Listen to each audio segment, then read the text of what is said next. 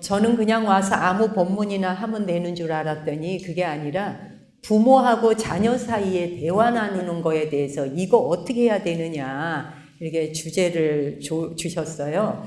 사실 제가 자녀를 낳아 본 적이 없다 보니 부모하고 애가 어떻게 말을 해야 하는가에 대한 걸 사실은 여러분이 더 도사예요. 현장에서 직접 겪는 분들이시기 때문에 현장에 경험하는 분들을 제가 따를 수는 없죠. 근데 이제 저도 한 30여 년간 여러분들의 상담을 받고 고뇌를 듣다 보니까 부모하고 자식의 말이 통하지 않는 거는 온 세상이 지옥이 따로 없구나 하는 생각을 정말 많이 합니다. 그래서 오늘 여러분이 이미 다 알고 계시는 것일 수 있으나 제가 또 몇 가지 포인트를 잡아서 도움이 될 수 있다면 한번 적용해 보는 것도 좋지 않겠나 싶어요. 우리가 이 살아가는 삶의 곳곳에서 나누어야 되는 그 힘든 대화, 그 힘든 대화를 멋지게 성공시키는 일, 이거는 사실 도를 이루는 일보다 더 어렵습니다. 그렇게 쉽지 않습니다. 여러분뿐이 아니라 우리 승가안의 스님들끼리도 그렇습니다. 스승과 제자 사이 또 그 대중과 함께 말이 통한다라고 하는 것이 이게 얼마나 수행의 급수가 높아져야 하는지 해보면 압니다. 그래서 오죽하면 천수경의 첫 구절이 정부업진언으로 시작하겠습니까? 세상에 태어난 우리들은 다 이 업을 입으로 지으면서 살 수밖에 없고, 근데 그거를 정화하는 것으로부터 입정화부터 먼저 해서 불보살림 모시는 일에 들어가 봐라. 이거지 않습니까? 특히 그것이 자식과의 대화일 때는 지옥불을 건너는 것보다 어렵다라고 얘기를 했어요. 실제 그걸 경험하는 분들도 많으실 거예요. 자녀와 뜻이 잘 맞는 부모라면 뭐 아무 걱정이 없고 하늘이 내려준 천운이겠지만 대부분은 걷잡을 수 없는 그 감정의 소용돌이에 휘말리게 되거나 또 아예 갈등을 회피하는 것으로, 그래서 이제 가족 사이가 머무는 그 집이 지옥이 따로 없는 거죠. 그러니까 한 지붕 아래에서 입 다물고 살고 눈 피하고 살고 뭐 그런 가정들도 많잖아요. 이게 우리가 살려고 하는 세상인가? 우리가 부모님으로부터 몸받아 태어나 이렇게 살라고 왔나? 하는 생각이 들 거예요. 근데 우리는 얼마나 많은 순간을 대화를 회피하면서 살고 있는가? 그렇죠? 자신감이 없는 거예요. 말할 능력도 없고. 그러면 이제 회피를 합니다. 근데 그거는 그런 삶이 과연 자녀와 부모에게 어떤 의미가 있는가? 이 통하지 않으면 삶의 질도 떨어지잖아요. 그렇죠? 대화가 통하지 않는다는 사실이 가정의 경제에도 지대한 영향을 미쳐요. 잘 살고 못 사는 것이 돈 많아서 잘 사는 게 아니라 대화가 통하면은 돈이 좀 없어도 먹을 게 부족해도 풍족하게 잘 먹고 살아요. 근데 이게 말이 안 통하면 아무리 돈을 산더미처럼 은행에 쌓아놓고 살고 주식 투자해서 어마어마한 돈을 조 단위로 갖고 있다 해도 대화가 안 통하면 어떻게 돼? 그냥 뭐 숨통이 막히잖아요. 그런 거는 경제적으로 아무리 돈을 많이 가져 있어도 가난하다라고 할 수밖에 없어요. 제가 이제 불과 얼마 전에 소개받아서 읽은 책인데 Crucial Conversation이라고 하는, 우리나라 말로는 결정적 순간의 대화라고 하는 책을 며칠 전에 읽다가 굉장히 정리가 잘 돼 있더라고요. 그러니까 Crucial Conversation, 중요한 대화를 나누는 결정적 순간이 온다. 누구에게나. 근데 그 결정적 순간을 그대는 어떻게 행동하고 처신하는가. 이제 이거지요. 그래서 이제 뭐냐 하면 중요한 건 그거 이제 지금부터 한번 또 이렇게 자세히 들어보세요. 우리가 불교에서 하는 법문을 듣다 보면 이제 업이다 뭐 이런 이야기 많이 하지만 그런 거 이제 다 걷어내고 장막을 걷어내고 실제 삶 속으로 한번 들어가 보자는 거예요. 자, 우리가 일단 대화가 안 통할 때는 감정이 격해지잖아요. 감정이 격해질 적에는 어떻게 돼요? 사람이기를 포기할 때가 많죠. 그냥 사람의 모양만 갖추었잖아. 우씨 이러고 올라오잖아요. 자, 그럴 때 이렇게 해보자는 거예요. 상대가 아닌 목적을 보라. 그러니까 사람을 바라보면 욱 올라오는 거예요. 사람을 쳐다보면 저거 뭐 저런 게 있지? 라고 욱 올라와. 자, 그런데 목적을 보라는 거야. 그 목적이 뭐냐? 이 대화를 시작하는 이유가 무엇인가를 잊지 말라는 거예요. 내가 지금 아이하고 내 애하고 말하려고 그러는데 내 거를 주입시키려고 하나? 명령하려고 하나? 따르라고 하나? 이 뭔지를 목적을 보라 이거예요. 그 다음에 내가 얻고자 하는 것이 무엇이었는지, 이 아이하고 대화를 하면서 내가 실제 얻고 싶은 게 뭐였는지, 그 다음에 지금의 내가 하고자 하는 말과 행동이 목적 달성하는데, 즉 아이와 관계가 좋아지고자 하는데 도움이 되나 안 되나, 이거를 생각해야 돼. 그러니까 머리는 이후에 얹고 다니라고 있는 게 아니에요. 이거 무겁잖아요. 그렇죠? 근데 생각이 많으면 더 무거워요. 그래서 이 위에 얹고 다니라고 있는 게 아니라 고뇌하고 고민하면서 방법을 찾으라고 있는 거예요. 그래서 생각해야 돼. 그냥 살아온 습관대로 내질른다고 대화가 되는 게 아니지 않습니까? 맞죠? 그 다음에 두 번째가 뭐냐면 내가 말하고 싶은 의도를 표현하라는 거지. 이 말은 뭐냐? 표현하고자 할 적에 우호적인 분위기를 만들어야 돼요. 그리고 내가 가고자 하는 방향에 내가 이 아이하고 좀 대화 통해서 내 뜻을 전하자고 하는 거잖아요. 그럼 거기에 부합하는 대화를 해야 되잖아요. 근데 말이 나갈 때 어떻게 나가요? 자기 방식으로 그냥 애한테 말하죠. 아이한테 부모들은 명령조가 많잖아요. 말 들어. 그러니까 대화하고 싶을 때 너 오늘 시간 있어? 이렇게 바로 물을 수 있잖아요. 너 오늘 시간 있어? 그럼 뭐라고 대답해요? 시간 없어. 있냐고 물으면 없다 그래요. 응. 내가 너하고 좀 하고 긴히 의논하고 좀 싶은 게 있어. 엄마가 도움받고 싶은 게 있어. 아빠가 도움받고 싶은 게 있어. 이게 내 의도를 먼저 말하라는 거예요. 내가 너하고 대화하려는 건, 응? 내가 너한테 좀 도움받고 싶은 게 있는데 나 좀 도와줄 수 있을까? 오늘 잠시 시간 좀 내주면 좋겠어? 라고 해야지. 너 오늘 시간 있어? 없어. 이놈의 자식이? 뭐 이렇게 바로 그냥 나가는 순서가 정해져 있잖아요, 말이. 근데 우리가 이러고 살아요. 그리고 내 자식이라고 또 끼고 살고. 자, 그런데 보자고요. 지금부터 이제 드리고 싶은 얘기는 시간이 길지 않으니까 그냥 바로 주변 정리할 말할 거 다 빼고 바로 그냥 쭉 들어가 볼게요. 본론으로. 예, 본론들 대화를 나눌 적에 이거는 저한테도 해당이 되고 우리 승가의 많은 스님들한테도 해당이 되고요. 스님들은 고향도 다르고 살아온 형식도 다르고 같은 게 하나도 없어요. 여러분은 그래도 피와 살을 나누었잖아요. DNA라도 공유했잖아요. 그렇죠? 예, 근데 이제 사실은 더 재밌는 건 DNA를 나눈 사람들이 말이 더 어려워. 안 나눈 사람은 차라리 치고받고 다시 돌아라도 올 수 있어요. 근데 원수 되는 게 뭐예요? 피살 나눈 사람이에요. 그거 많이 느끼시죠? 자, 그래서 이제 대화를 나눌 때 이렇게 해보자는 거예요. 딱 상대와 내 자식하고 말을 해. 어릴 때부터든 클 때까지건 있는 그대로의 사실에 집중하라. 이 말이 뭘까? 해석하지 말고 자기 스스로 머리에서 미리 추측하고 짐작해서 전제하지 말라는 거예요. 근데 우리는 뭐예요? 무슨 말을 하려고 하면 자식에 대해서 이 안에서 미리 소설을 씁니다. 자기 소설을 쓴 상태에서 말을 하니까 아이한테 거부감이 오죠. 자기 자식은 그 마음이 아닌데 부모는 미리 소설을 써. 그래서 첫 번째 기술이 뭐냐? 있는 그대로의 사실에 집중하세요. 이거 쉽죠, 이 말. 이 말 까먹진 않겠죠. 있는 그대로 보라는 거예요. 지가 지어낸 말로 보지 말고 자기가 쓴 소설로 보지 말고. 그러니까 얘가 그때도 그러더니 지금도 그러네. 남편이 아내가 그때도 그러더니 지금도 그러네 라고 해석을 하고 그걸 미리 전제하고 추측하고 짐작해서 말을 하면 말이 통할까요? 안 통할까요? 감정만 건드려요. 그렇죠? 그 다음 두 번째, 내가 가지고 있는 스토리, 즉 내 해석과 전제가 전혀 없을 수는 없어요. 사람은 누구나 자기 머릿속의 기억이 다 다르기 때문에 이 사람 저 사람 80억 인구가 갖고 있는 기억이 다 달라요. 자식 아니라 누구라도 같은 생각을 갖고 있는 사람은 한 명도 없어요. 아시겠죠? 그래서 두 번째는 뭐냐? 내가 미리 써놓은 소설을 이 속에서 삭히지 말고 끄집어내서 그거를 상대방에게 말하고 싶을 때 공유해야 돼요. 그러니까 이 말은 뭐냐? 자기가 갖고 있는 스토리를 전제로 말한다는 건 내가 틀릴 가능성도 있어 라는 말이에요. 내 말이 잘못됐을 수도 있고 내 생각이 틀릴 수도 있어. 이걸 인정을 하고 말을 시작하는 겁니다.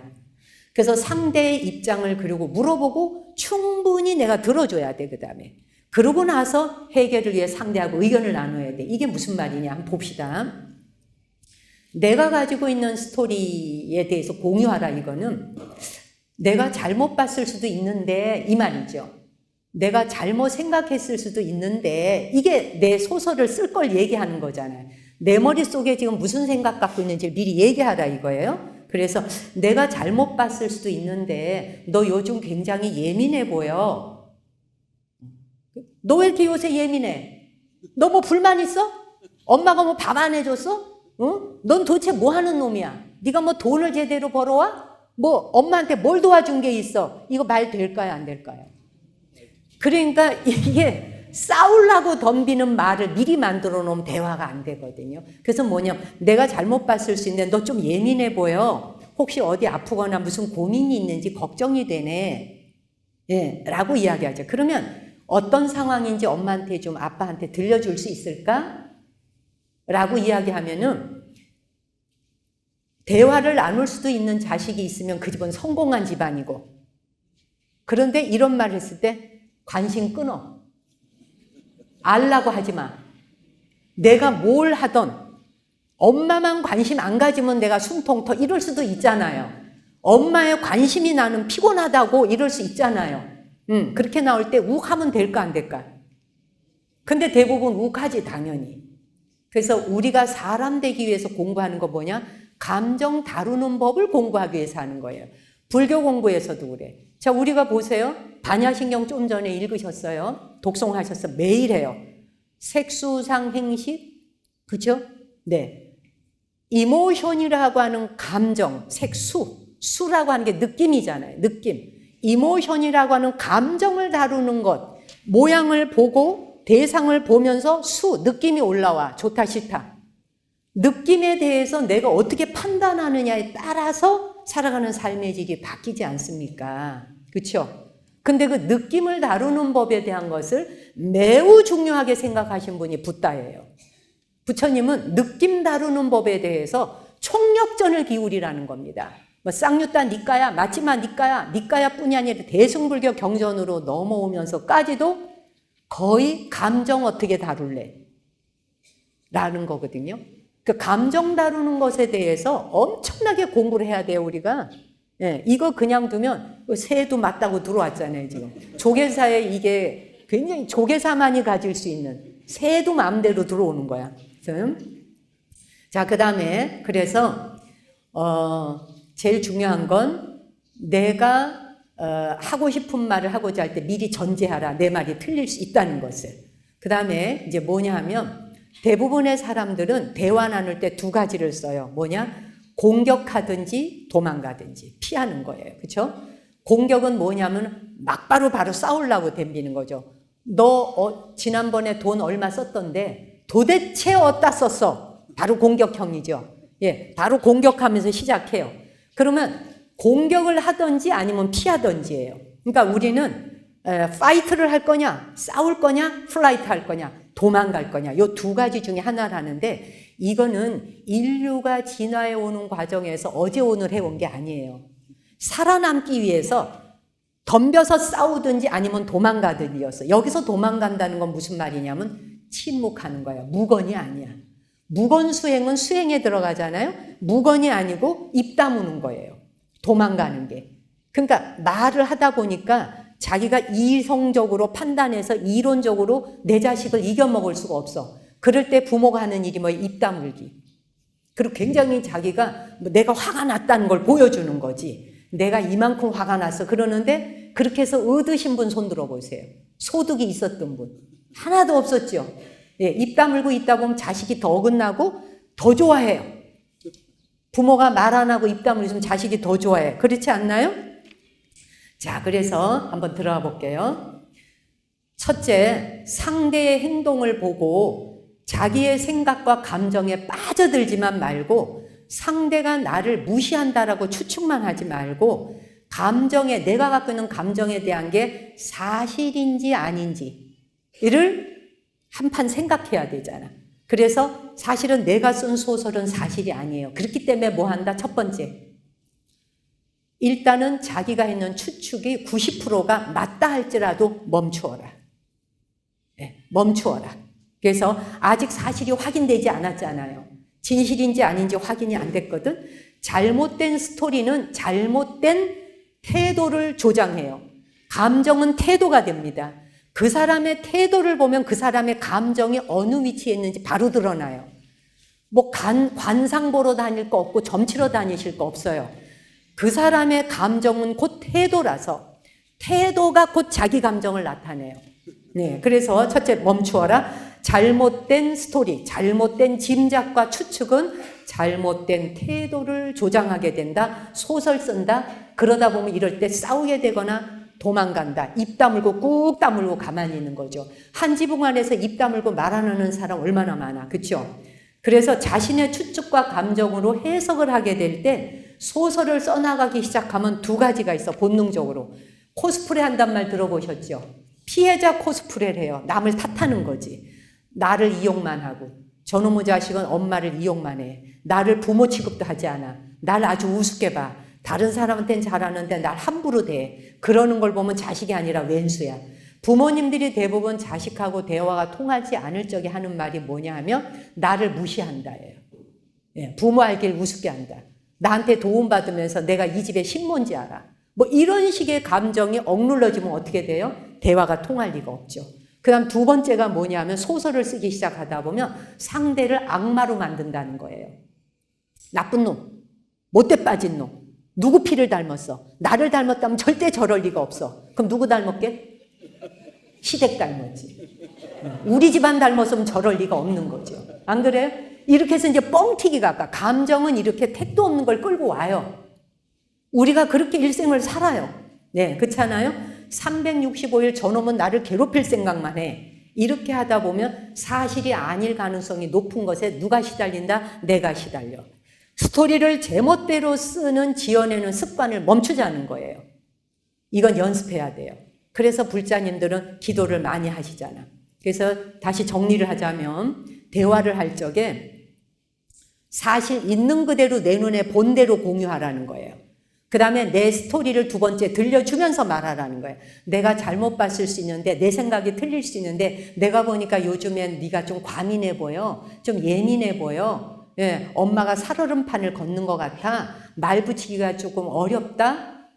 혹시 너 걱정 있니? 어디 아픈 거 아니야? 안 좋은 일 있어? 뭐 이렇게 말할 수 있다는 거지. 그렇게 상대방의 입장을 세 번째 물어봐 줘야 된다는 거예요. 그런데 말이에요. 감정이 자신의 태도를 지배하지 않도록 하라. 오늘은 이 타이틀만 따라오시면 돼요. 아시겠어요? 한번 따라해 볼까요? 감정이 자신의 태도를 지배하지 않게 하라. 여러분끼리 한번 해보세요. 시작.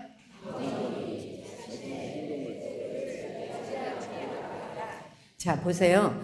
우리가 가족이 된다는 건 억겁 세월 동안에 정말 귀하디 귀한 사람을 만난 거예요. 제가 한 가지 스토리를 이야기해 드릴게요. 모든 가정이 다 그런 건 아니겠지만 그런 일이 누군가에게든 언제 닥쳐올 수 있어요. 병원을 갔는데 가족 중에 누군가가 암 진단을 받았어요.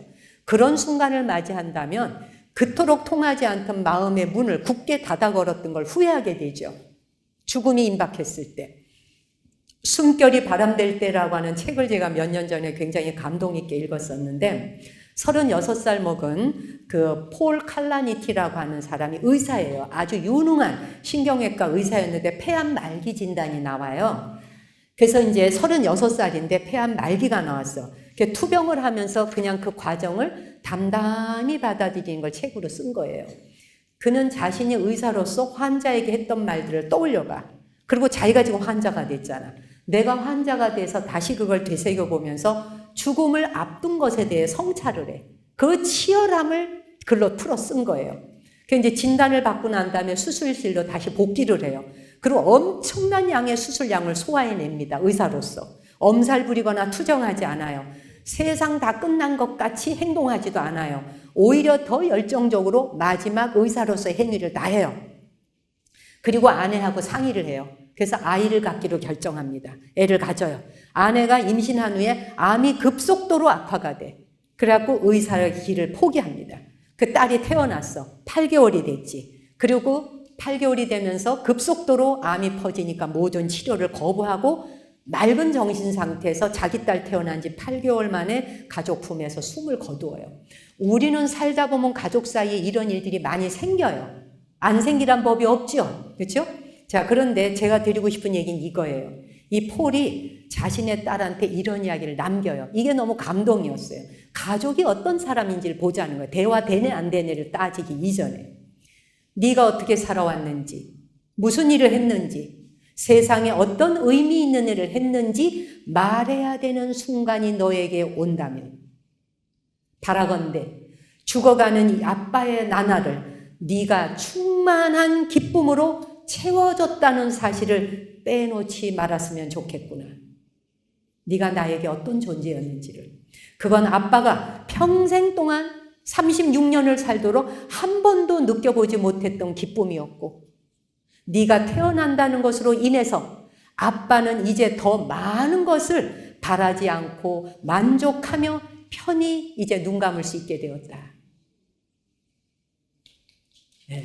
그래서 자신에게 남아있는 시간이 얼마 되지 않고 그걸 알게 됐을 때 앞으로 할 일이 명백해진다면 이 사람이 그런 얘기를 해요.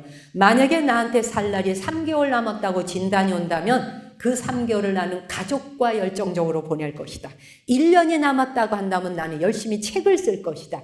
만약 10년을 살 수 있다고 한다면 다시 의사로 복귀해서 사람들의 질병을 치료하는데 의사의 사명을 다할 것이다.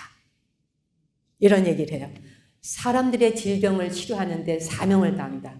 우리는 한 번에 하루밖에 살 수가 없는 것, 하루씩 살 수 있을 뿐이라는 이것이, 그 진리가 막상 자기가 아파 보니 별 도움이 되지 않았다. 그 하루를 가지고 난 대체 무엇을 할 것인가? 이게 화두로 물어보라는 거예요. 그 하루를 갖고 난 대체 뭘 할 건가? 가족하고 말 안 통한다고 입 다물고 지내면서 눈을 기면서 살고 소리 지르면서 살고 감정에 내가 매립돼 가지고 감정의 포로가 돼서만 살 것이냐 라는 거죠.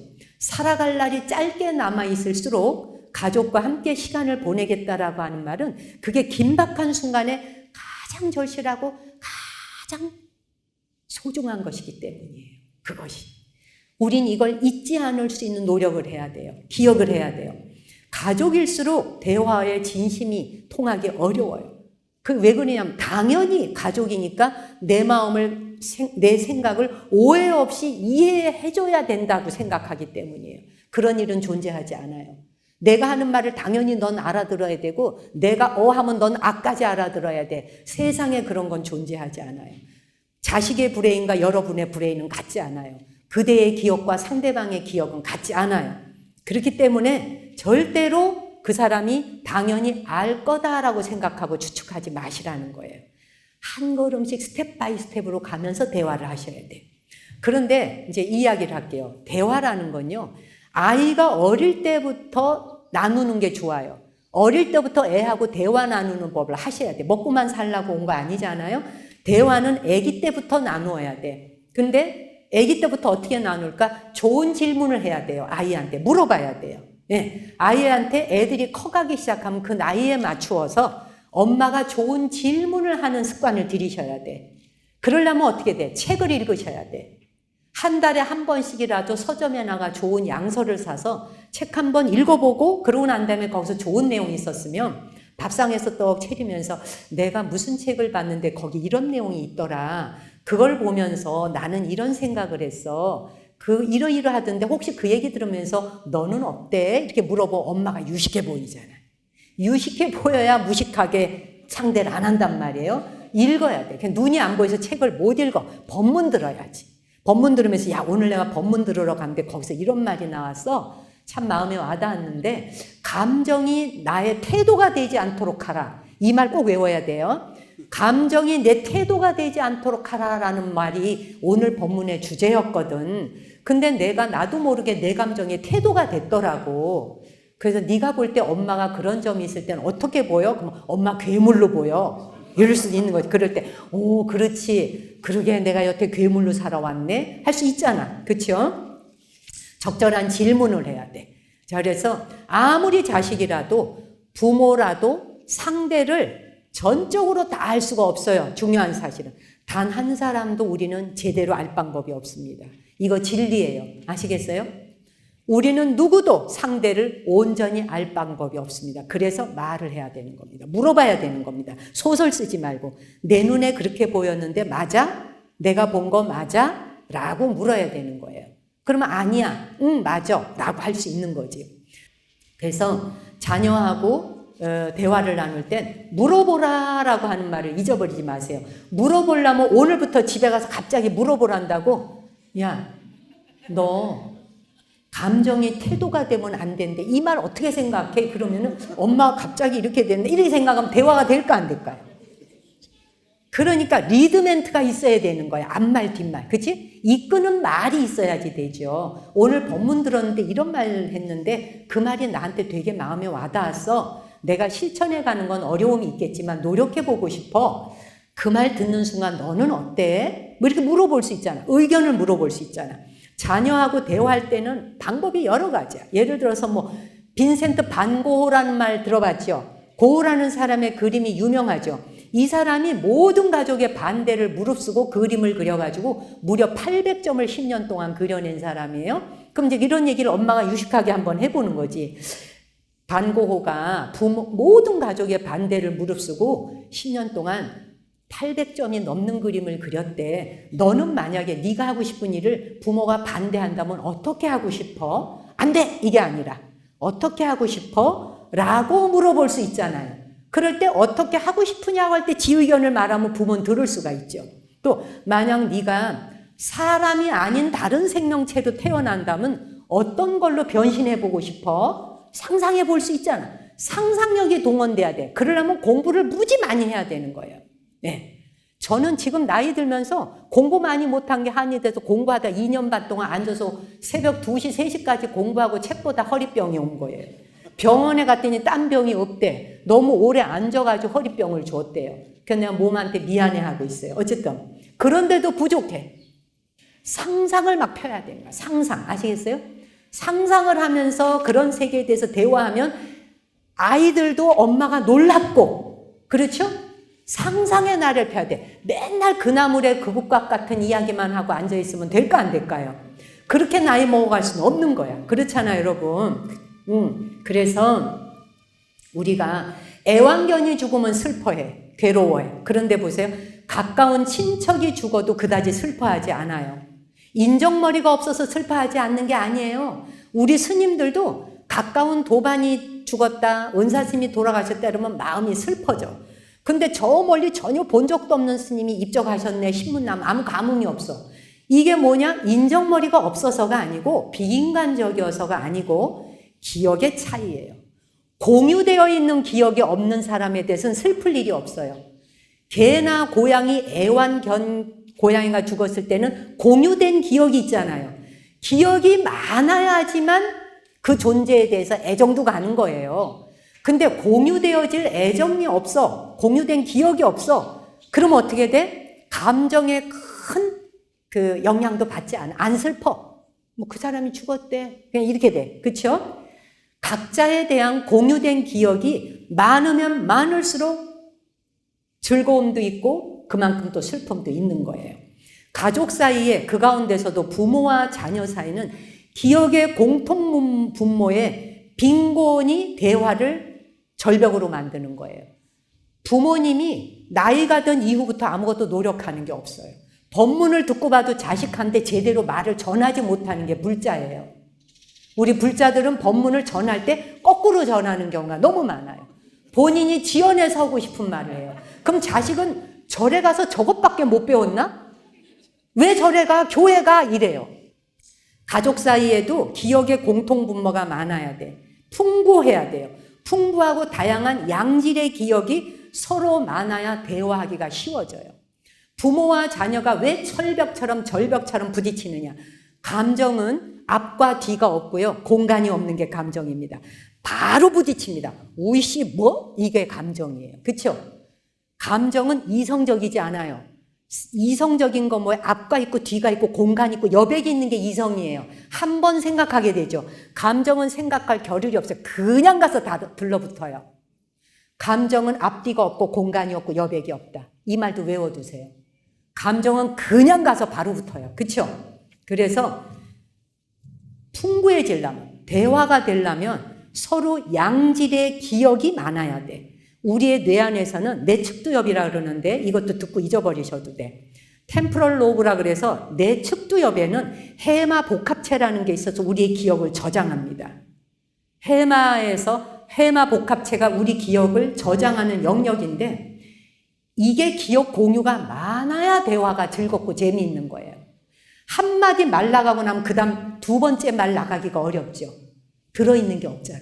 자식이 갖고 있는 기억과 여러분이 갖고 있는 기억이 같지 않기 때문에. 그렇죠? 예. 그래서 많은 기억을 공유하라.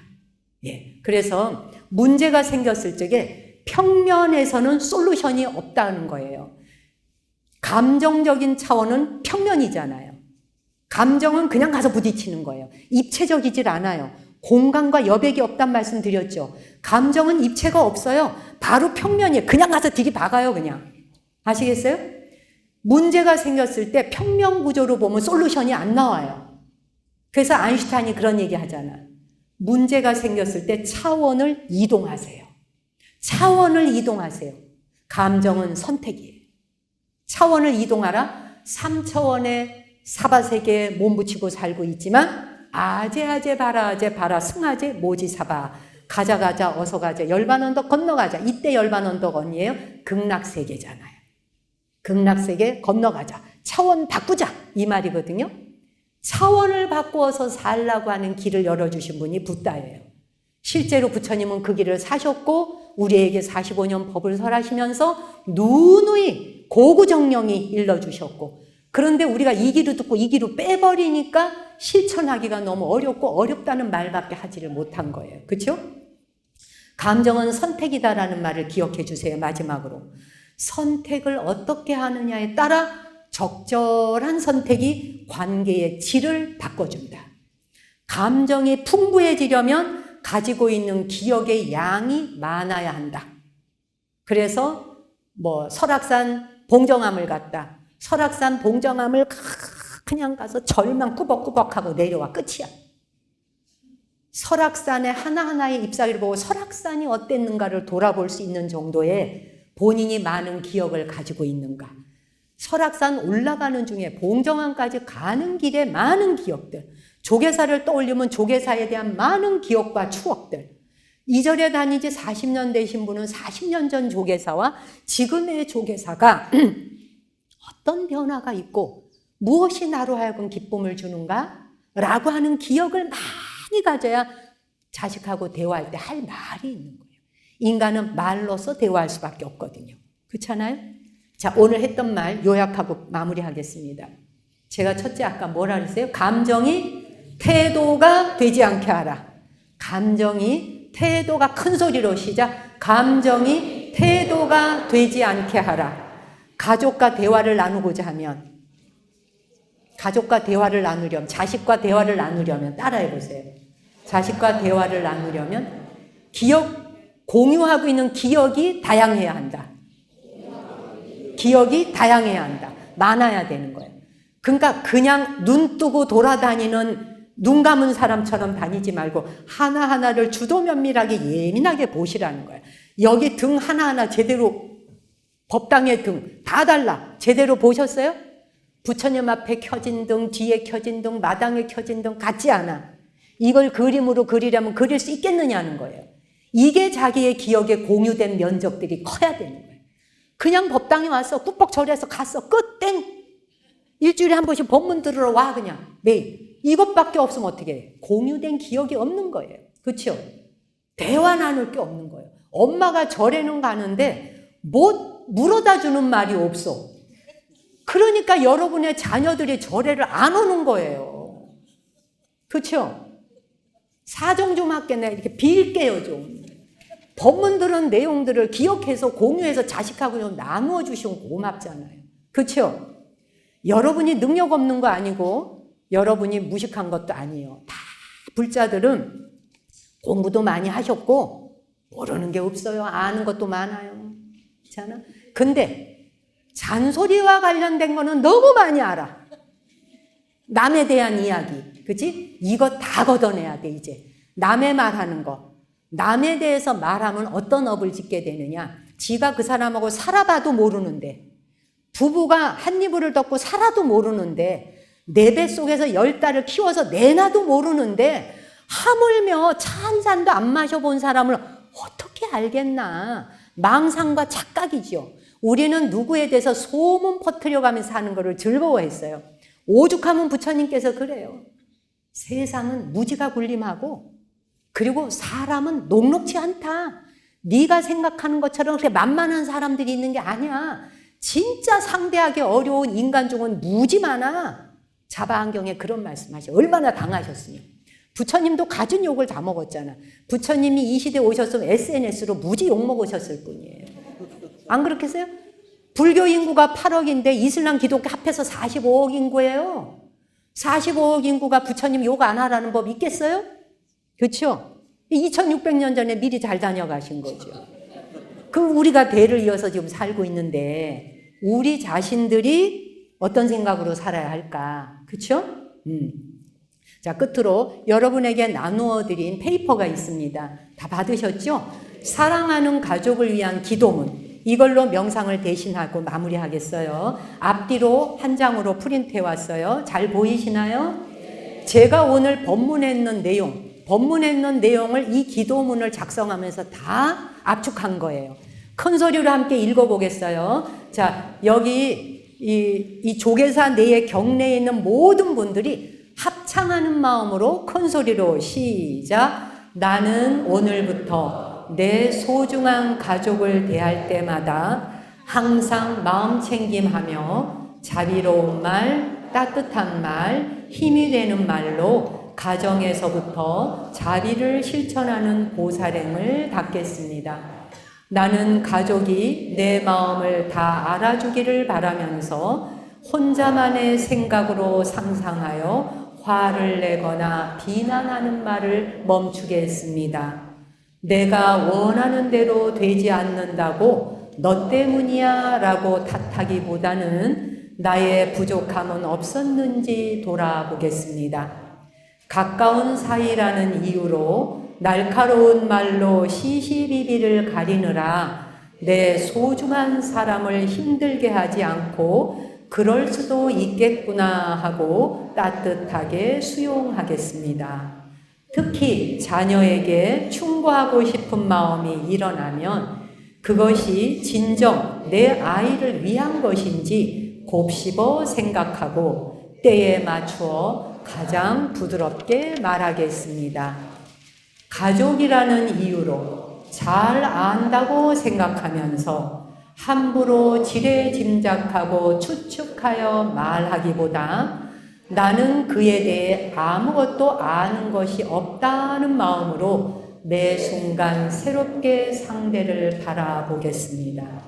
사랑하기에도 부족한 짧은 인생, 매일 만나는 내 가족에게 내 뜻대로 행동하지 않는다고 가시돋친 말을 하기보다 하루 종일 지쳐 돌아오는 소중한 사람에게 어서 와, 수고했지 라며 미소로써 격려하겠습니다.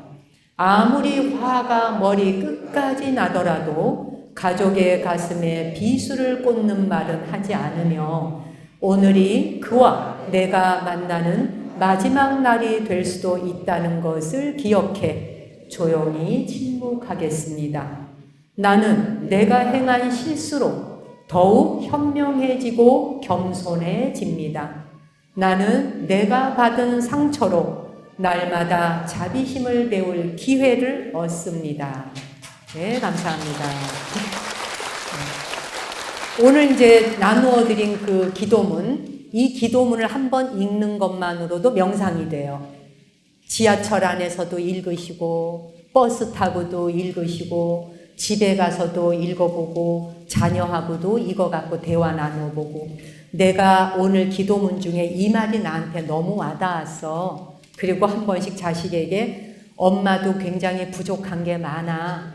내가 지금까지 살아오면서 배운 것보다 모르는 게 너무 많더라고. 네가 혹시라도 좋은 이야기 어디서 듣거나 하면 엄마한테 이야기 들려주면 고맙겠다. 엄마도 죽는 날까지 무한히 배우고 싶어. 근데 눈도 안 보이고 이제 귀도 잘 안 들려. 네가 혹시 조금이라도 시간이 남은 엄마한테 단 3분이라도 네가 배웠던 것 중에 좋은 말이 있으면 엄마와 아빠에게 밥 먹는 시간에라도 한마디 전해줄 수 있겠니? 그러면 엄마는 기쁘겠어. 왜냐하면 나도 배움에 대한 욕구가 있는데 나이가 드니까 배운다는 사실이 참 어렵더구나. 그런데 내가 누구에게 도움을 받겠니? 자식이 나에게 그런 말을 해준다면 엄마는 더없이 기쁠 것 같아. 아빠도 그럴 것 같아. 그래서 나 부족한 사람이고 내가 너를 많이 가리킨 것도 없어. 부족한 사람들끼리 만나서 한 생애를 살아가는 이런 일이 너무나 기적 같지 않아? 그러니 다투면서 살기보다, 그리고 입 다물고 말하고 싶지 않아 라고 하기보다 하고 싶지 않은 것도 해야 하는 게 있더구나. 하고 싶은 것도 참아야 하는 게 있고, 정말 하고 싶은데 안 할 수 있어야 되고, 안 하고 싶은데 할 수 있어야 돼. 그렇죠? 세상을 살다 보니 그런 게 있더구나.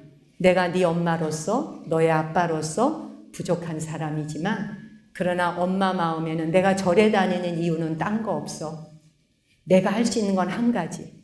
내 가족이 건강하고 네가 하는 일들이 항상 잘 되기를 내 마음에 등불 밝히는 것. 그것밖에 더 있겠니? 엄마가 할 줄 아는 건 유일하게 그거야. 마음에 등불 밝히고 기도하는 것. 근데 너 생각해봐. 엄마가 도박이나 하고 술에 빠져서 막 헛소리나 하고 이러는 것보다 그래도 절에 가서 등불 켜고 가족을 위해 기도하는 엄마도 나름대로 훌륭하지 않아? 너를 위해서 조계사에 등 켰어. 너를 위해서 등불 밝힌 그 등불이 언제나 네가 가는 길을 밝혀주고 지켜줄 거야. 네가 하는 일은 항상 잘 될 거다. 안 될 때조차도 실패했다고 생각하지 말기를 바란다. 왜? 엄마도 수없이 실패했거든. 근데 그 실패는 나를 키우는데 엄청난 에너지가 되어주었어. 그게 나를 키운 8알이야.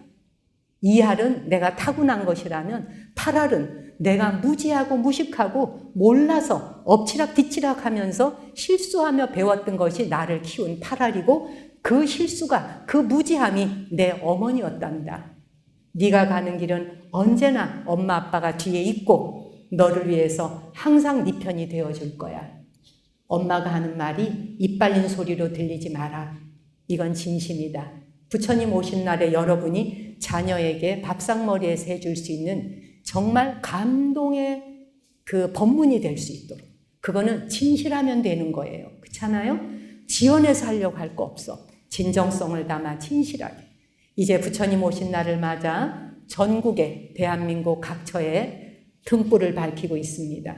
이 등불 하나하나가 다 각자의 집안의 등불을 밝혀주고 대한민국 국민들 모두를 위한 등불이 되고, 이 등불이 꺼지지 않을 수 있도록 우리 스스로가 변화하고 달라지는 삶이 등불이 꺼지지 않는 것이고, 그게 바로 기름이 되어주는 것입니다. 제 법문 마치겠습니다. 고맙습니다.